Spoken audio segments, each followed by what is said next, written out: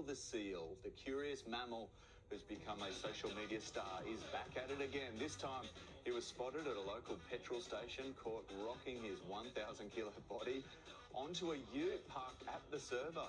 But as the excitement around Neil grows, experts are warning people to keep their distance, and it's sparking fresh questions how locals should be handling Neil, assuming he's here to stay. Joining us now, Sophia Volzke, an elephant seal scientist, live in Hobart. Good morning to you. This is big news. I think it's safe to say Neil is here to stay. So what's the best way for authorities in Tassie to handle him moving forward?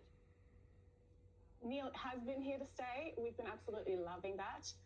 And he's certainly making waves online and here in Tasmania on the ground. He's got 2 terrestrial phases, and right now in the winter, he's here to cause a bit of ruckus because he's a teenager at the moment growing up.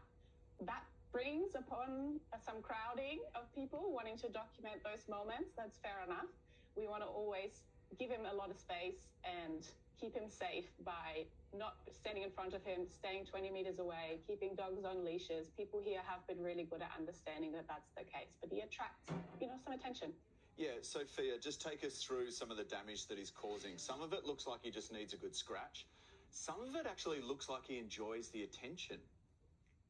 Yes, he's definitely here to interact because he would normally be interacting with other juveniles. So that's when you see him pump his chest a little bit and smack up against cars and fences. He's practicing for one day, maybe being a big beach master. We call the male the adult male. And they want to be able to defend the beach from challenges. And so in order to do that, he's practicing how to be a big boy. Yeah, look, we're seeing him kind of go over fences, get halfway up on utes. Why is it dangerous for the public to get too close to him? It's obviously dangerous. He's very, very big. He could harm a human being if they come too close. Also, there's harm to him if humans come too close. We carry diseases on us. We don't want to be touching wildlife by any means possible. We don't feed him. He gets his food from the ocean. And so all of that is very normal behavior that he's doing, but we don't want to interact with him. We want to leave him be. We want nature to, do its thing. Well, Wildlife. It's not the first time that he's ventured into the town. Will he stay for long? Do you expect him to kind of take off and follow a regular cycle? Yes, we expect him to be here for a few weeks, and then he will leave and live at sea for months. He might come back in the molting season. During that time, he's actually a little bit more timid. He sticks to himself, and he's also been choosing more remote areas during that time.